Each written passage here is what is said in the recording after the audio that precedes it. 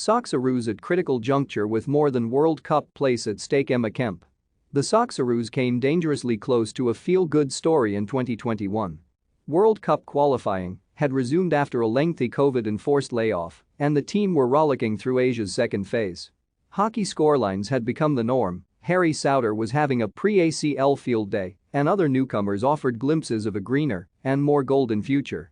Even against more modest opposition such as Taiwan and Nepal, the emphatic results felt pleasing. Winning is irresistible, even when it is anticipated. So when Australia completed that second round undefeated and began the third with a FIFA record 11th consecutive World Cup qualifying victory, we did, as Graham Arnold would say, expect to win.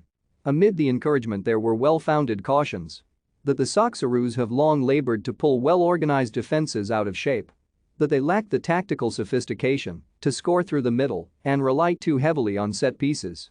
These were points surely made within the Japan and Saudi Arabia camps throughout this period that one of their main rivals in qualifying Group B were about to encounter some potholes.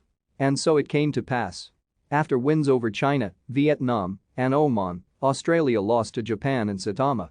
After that match, on 12 October, they recorded a single win against last-placed Vietnam from the subsequent 6 games. In their 4 fixtures against first-placed Saudi Arabia and second-placed Japan they lost 3 and drew 1. They scored once from a free kick.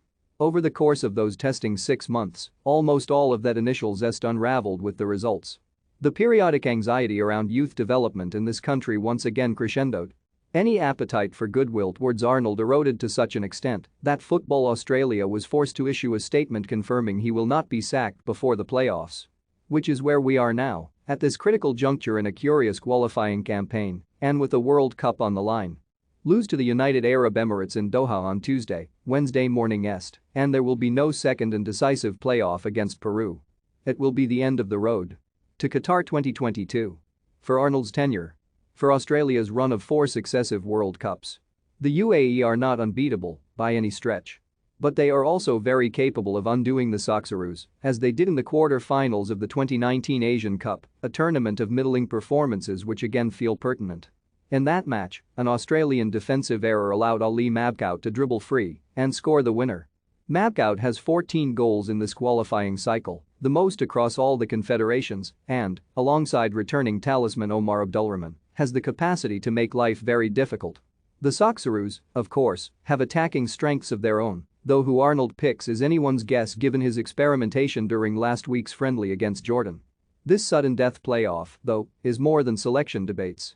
It is more than Arnold's fate and the millions of FIFA dollars that FA stands to lose. It is far more profound than all of that. It is, according to the navel-gazing corner, life or death for Australian football. Others say a failure to qualify would be a good thing, a shock which forces long-needed structural change to build for a better future. Throw those 2 camps into a room together for 90 minutes and you will have empirical evidence for existential dread, extra time and penalties might skew the results. For the players and their coach, tucked away in a training bubble in Doha, this concerns the very fabric of the national team, the intangible pride that is the sum of its parts. It would mean everything, Arnold told Op. I don't want anything more in life at this moment than to qualify for the World Cup for the players and for the nation. I've been involved in Australian football around the Socceroos for nearly 40 years. I debuted in 1983-84 and I've been here pretty much since then, even if it's with the A-League. My passion has always been Australian football, and I'd love nothing more. It is something a former Socceroos great understands well. Tim Cahill, a global Qatar legacy ambassador, paid a visit to camp on Sunday and delivered a speech during a team lunch. To be fair, Cahill is, after all, Australia's all-time leading goalscorer and one of only 2 to have been a part of 4 World Cup squads. The other, Mark Milligan, was pointed in his thoughts. I hope people understand the magnitude of not qualifying for a World Cup, the former captain and now Network 10 pundit said over the weekend. It's so important. I keep hearing talk around the place that if we don't make it, we're probably in a good place, we'll survive. We need to be of the attitude that we have to make it, and I know that's where the players will be.